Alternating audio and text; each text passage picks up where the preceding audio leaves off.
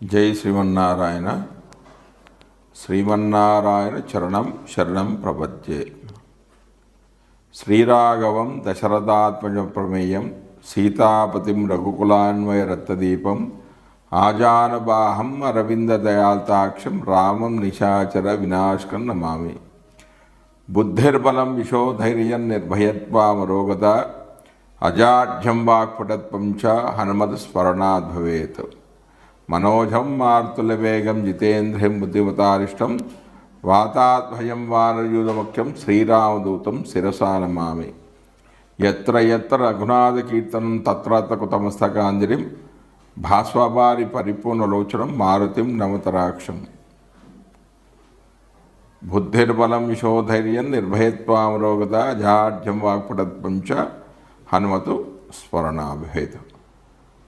మనం ఇప్పుడు ఈ వీడియోలో 12 రాశుల వారికి శుక్రదశ యోగిస్తుందా లేదా,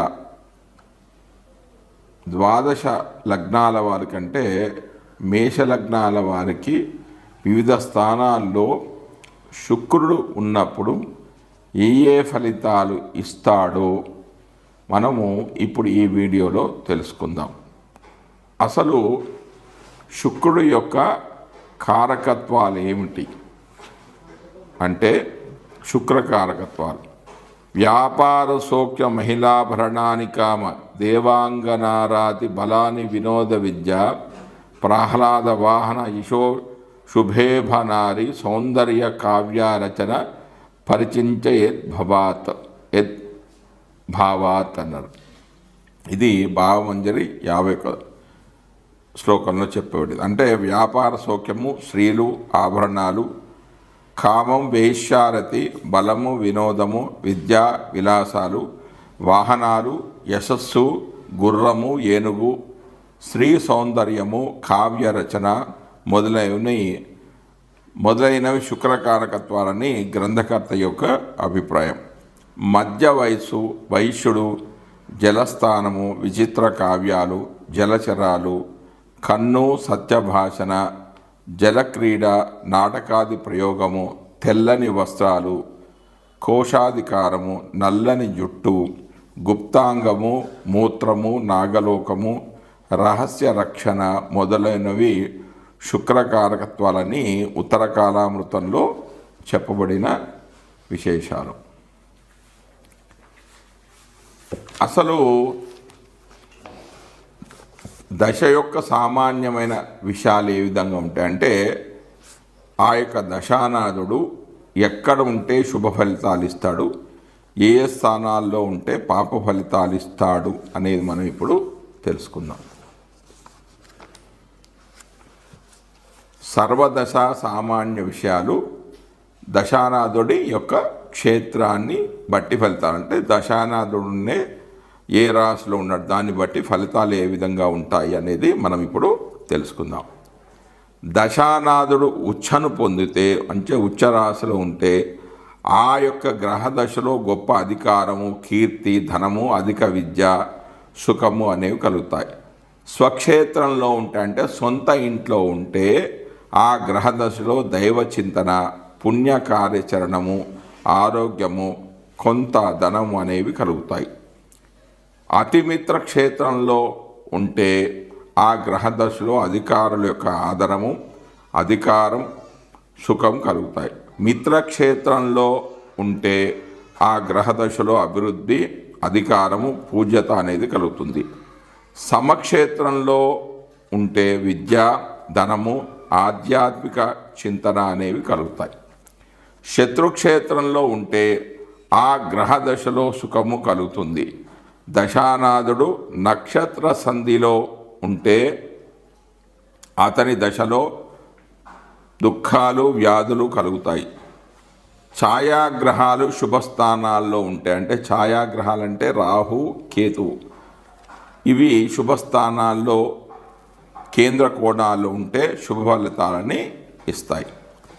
దశానాథుడు అంటే ఆ యొక్క దశాధిపతి, అంటే మనం ఇప్పుడు శుక్రుడిని గురించి మాట్లాడుకుంటున్నాం కాబట్టి, ఈ శుక్రుడు చంద్రుడి నుంచి సంపత్తు, క్షేమ, సాధన, మిత్రతారలో ఉంటే ఆ గ్రహము శుభ ఫలితాన్ని ఇస్తుందంటే ఇవి 2, 4, 6, 8 అవుతాయి.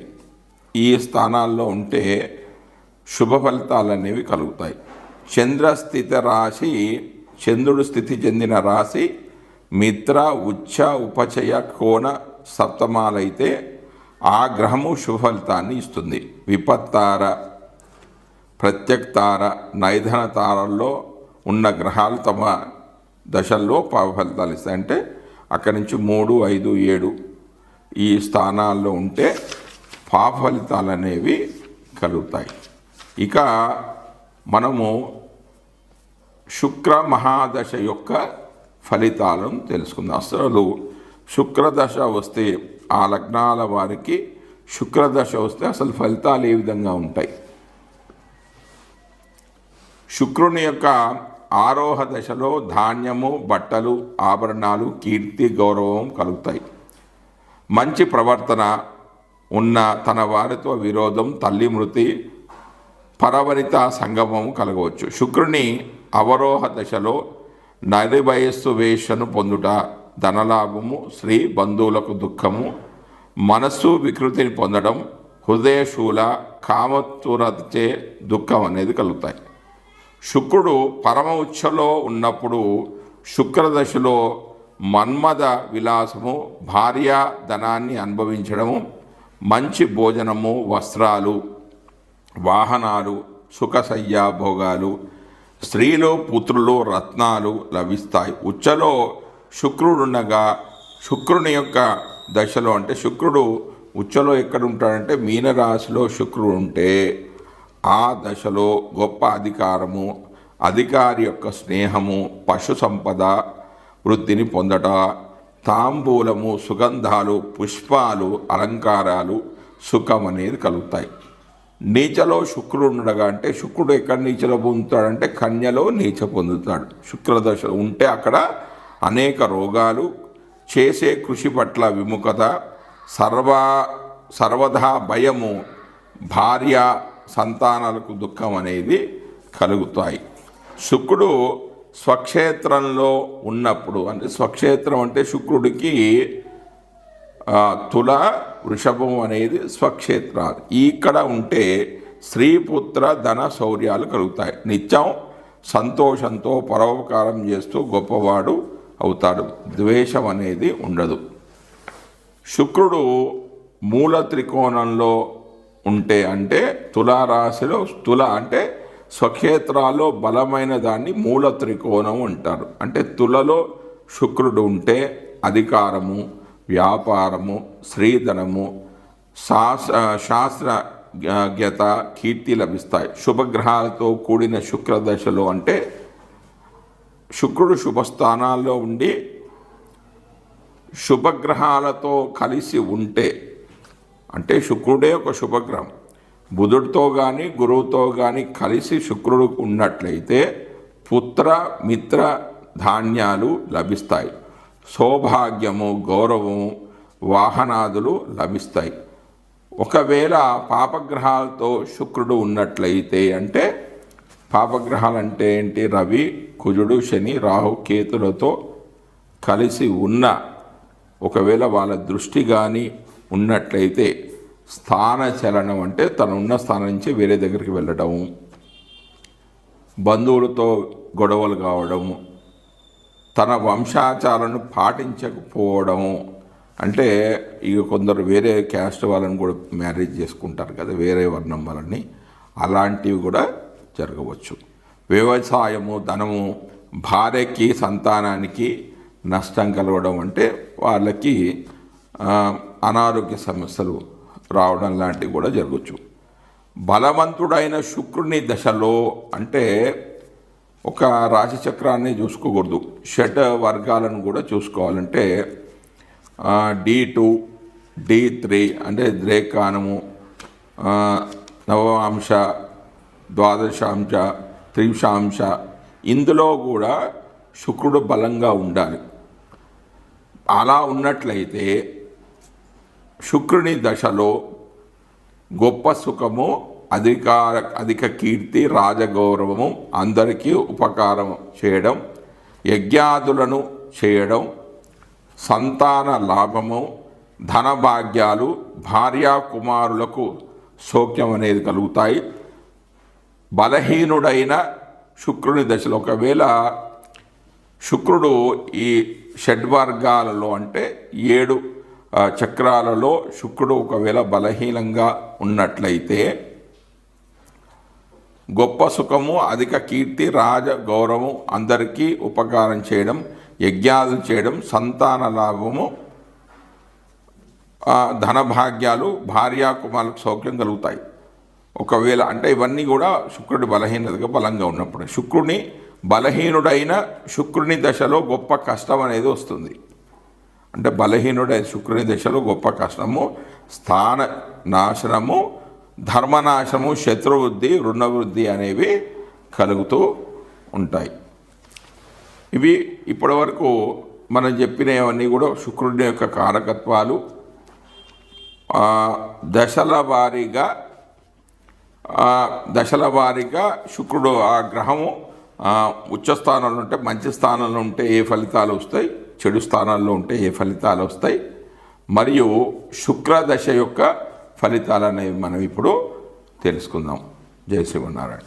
మనం ఇప్పుడు ఈ వీడియోలో మీనలగ్నం వారికి శుక్రుడు వివిధ స్థానాల్లో ఉన్నప్పుడు శుక్రదశలో ఆ యొక్క శుక్రుడు ఇచ్చే ఫలితాలను గురించి మనం ఇప్పుడు తెలుసుకుంటున్నాం. అంటే మీనలగ్న జాతకుడికి శుక్రుడు ఏ స్థానాల్లో ఉంటే శుభ ఫలితాలు ఇస్తాడు, ఏ స్థానాల్లో ఉంటే అశుభ ఫలితాలు ఇస్తాడు అనేది మనం తెలుసుకుందాం. మీనలగ్నం వారికి శుక్రుడు తృతీయ అష్టమాధిపతి. అసలు తృతీయంలో ఏమున్నాయి, అష్టమంలో ఏమున్నాయి అనేది మనం ఇప్పుడు తెలుసుకుందాం.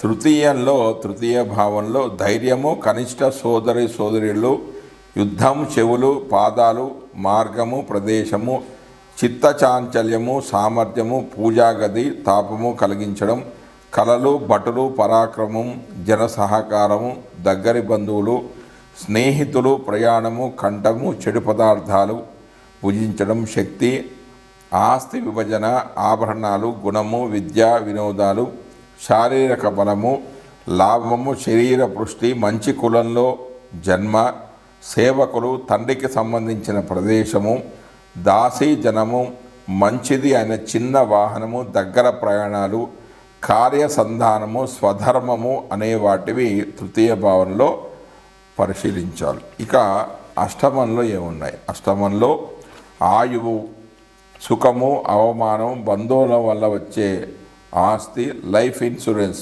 మొదలైనవి, విషాద వదనము, మరణము, క్లేశాలు, మరణ కారణము, ఆహారం కోసం కలహము, మూత్రవ్యాధి, ఆపద, తమ్ముని శత్రువులు. అంటే తృతీయ సోదర స్థానం కదా, తృతీయానికి 6వ వీళ్ళు అష్టమం కనుక తమ్ముని శత్రువు అని చెప్పడం జరిగింది. భార్యను బాధించే కార్యకలాపాలు, శత్రువుల కోటలు, దుఃఖము, బద్ధకము, రాజదండన, భయము, ధన నష్టము, రుణదాత, ఆకస్మిక ధనలాభం అంటే లాటరీలు మొదలైనవి, మూలధనము, దుష్ట సాంగత్యము, పాపము, జీవహింస, అవయవలోపము అంటే యాక్సిడెంట్ మొదలైనవి, శిరఛేదనము, పెద్ద కష్టము, మనసు పాడు చేసే కథలు అంటే డిటెక్టివ్ కథలు, పరివారము, చెడ్డ పనులందు ఆసక్తి, యుద్ధము, విపరీతమైన మానసిక అస్థిమిత్వం మొదలైనవి అష్టమ భావంలో చూడాలి. ఇప్పుడు మీన లగ్న జాతకులకు వివిధ స్థానాల్లో శుక్రుడు ఉంటే ఆ శుక్రదశ యోగిస్తుందా లేదా అనేది ఇప్పుడు మనం తెలుసుకుందాం. మీన లగ్నానికి శుక్రుడు తృతీయ అష్టమాధిపతి అవుతాడు, అశుభకారకుడు. అంతేకాకుండా లగ్నాధిపతి గురువునికి శత్రువు కూడా. శుక్రుడు 2వలో అంటే మీనంలో సమస్థానంలో ఉన్నప్పుడు లాటరీలు, పందాలు ద్వారా ధనాదాయం అనేది కలవారుగా ఉంటారు. తీయగా మాట్లాడిన చెప్పినట్టుగా చెయ్యని వారు, కలలన్నా ఇష్టత కలిగిన వారు, ఖర్చు స్వభావం కలిగిన వారు దీర్ఘాయువు కలిగి ఉంటారు. శుక్ర మహాదశ మిశ్రమ ఫలితాలను కలిగేస్తుంది. ఇక శుక్రుడు వృషభంలో అంటే తృతీయంలో ఉన్నప్పుడు, మీనలగ్నానికి శుక్రుడు తృతీయ అష్టమాధిపతి అవుతాడు, అశుభకారకుడు. అంతేగాక లగ్నాధిపతి గురునికి శత్రువు కూడా. శుక్రుడు తృతీయంలో తన స్వస్థానంలో వృషభంలో ఉన్నప్పుడు మంచి కంఠం కలిగిన వాడు, సంగీత ప్రియులు, యాత్రలు విహారయాత్రలు చేయవారు, ధార్మికులు, సోదర సుఖం సాధనంగా ఉంటుంది. శుక్ర మహాదశ మధ్యమ ఫలితాలను కలిగిస్తుంది. శుక్రుడు మిథునంలో అంటే చతుర్థ భావంలో ఉన్నప్పుడు,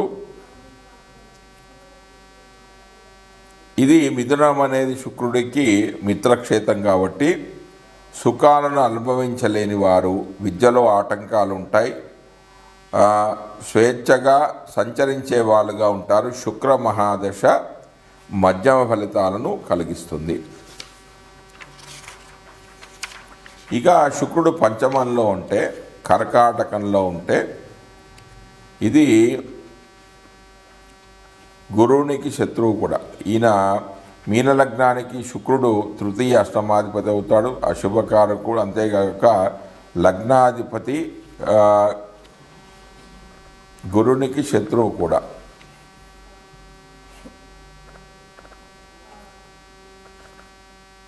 శుక్రుడు పంచమంలో కర్కాటకంలో శత్రుస్థానంలో ఉన్నప్పుడు ఉన్నత విద్యను అభ్యసించేవారు, గూఢ విద్యలలో నేర్పు, స్త్రీ సంతానం కలిగిన వారు, గుప్త ధనాన్ని పొందేవారుగా ఉంటాడు.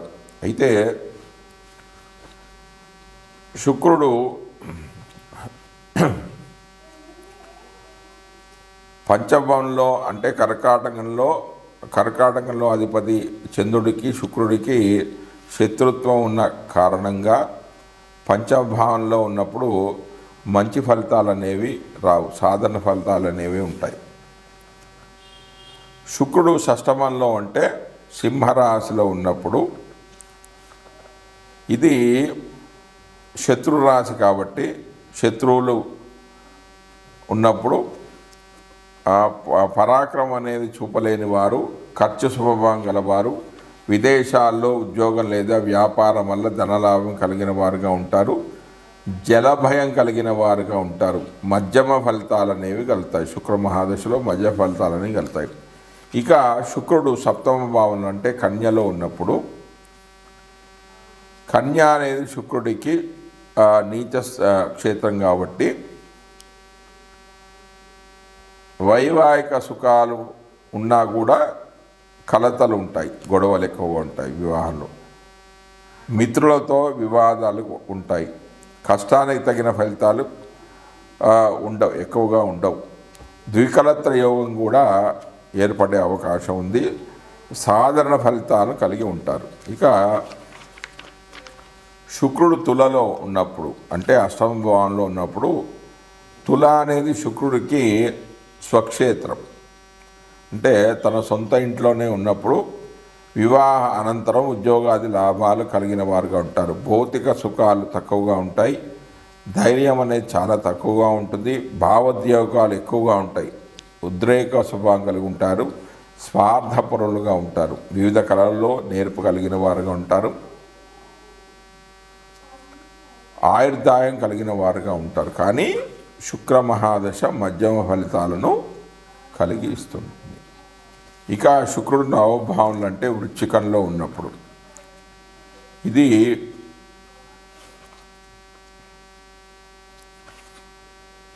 లగ్నాధిపతి అయిన గురునికి ఈ శత్రువు కూడా. ఎవరు? ఈ శుక్రుడు అనేవారు శత్రువు కాబట్టి శుక్రుడు 9లో వృశ్చికంలో సమస్థానంలో ఉన్నప్పుడు పిత్రార్జితం విషయంలో అననుకూలత ఉంటుంది, అనుకూలత ఉండదు. ఏమాత్రం నమ్మడానికి వీలులేని వారు, సామాన్యమైన లాభాలు కలిగిన వారు, ధైర్య సాహసాలు తక్కువగా కలిగిన వారుగా ఉంటారు. స్త్రీలకు సహాయం చేయవారుగా ఉంటారు. శుక్ర మహాదశ సాధారణ ఫలితాలను కలిగిస్తుంది. ఇక శుక్రుడు దశమంలో అంటే 10వ భావంలో ఉన్నప్పుడు, అంటే శత్రుస్థానంలో ఉన్నప్పుడు సాధారణ స్థితికి లోటు లేనివారు, కళల వల్ల ధనాదాయం కలిగిన వారు ఉంటారు, కానీ సరైన సంపాదన అనేది ఉండదు. పితృసౌఖ్యం లేని వారుగా ఉంటారు. 2-3 విద్యలలో నేర్పు కలిగిన వారుగా ఉంటారు. అంటే ఇది ఉభయ రాశి, ద్విస్వభావ రాశి కాబట్టి ఇటు ఉద్యోగం అటు వ్యాపారం రెండిట్లో కూడా కొంచెం రాణిస్తారు. అయినా కూడా శుక్ర మహాదశ మధ్యమ ఫలితాలను కలిగిస్తుంది. ఇక ఏకాదశి స్థానంలో శుక్రుడు ఉన్నప్పుడు, అంటే మకర రాశిలో శుక్రుడు ఉన్నప్పుడు, ఇది శుక్రుడికి మిత్రక్షేత్రం కాబట్టి ఇందులో ఉన్నప్పుడు అంతగా యోగించదు అనే చెప్పుకోవాలి. సామాజికంగా ఉన్నతి లేని వారుగా ఉంటారు. యోగ్యమైన మిత్రులు, అసలు మంచి మిత్రులు ఉండరు. చిన్నతనం నుంచి కష్టాలు పడిన వారుగా ఉంటారు, బాగా కష్టాలు పడుతుంటారు. సంతాన చింతన కలిగిన వారుగా ఉంటారు. దంపతుల మధ్యలో అసలు విశ్వాసం అనేది ఉండదు, ఒకరి మీద ఒకరికి నమ్మకం అనేది ఉండదు. శుక్ర మహాదశ సాధారణ ఫలితాలను కలిగిస్తుంది. ఇక శుక్రుడు చతుర్థంలో ఉంటే, అంటే కుంభంలో ఉంటే,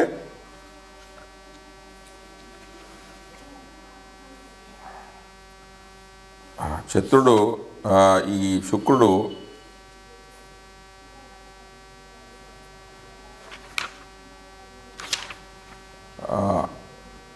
కుంభంలో అంటే 12వ స్థానంలో ఉన్నప్పుడు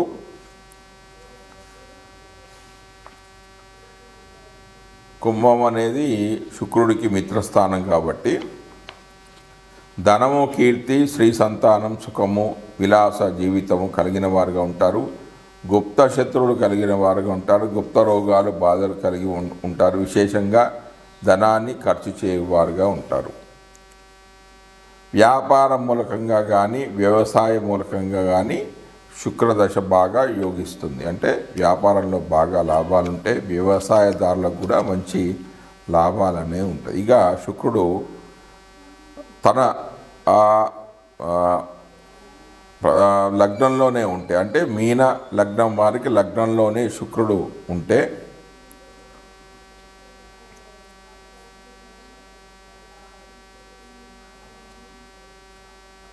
ఇది శుక్రుడికి ఉచ్చస్థానం కావడం వల్ల వారు దేహం అంటే చాలా అందంగా ఉంటారు, సౌందర్య ఉపాసకులుగా ఉంటారు, చక్కని భోజన ప్రియులు ఉంటారు, అందమైన కళత్రం కలిగి ఉంటారు.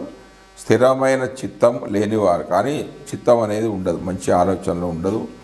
ఆకర్షమైన వ్యక్తిత్వం కలిగి ఉంటారు. పెద్దవారిని, యోగ్యులను కూడా నిందించేవారుగా ఉంటారు. శుక్ర మహాదశ మంచి ఫలితాలను కలుగజేస్తుంది. జై శ్రీమన్నారాయణ.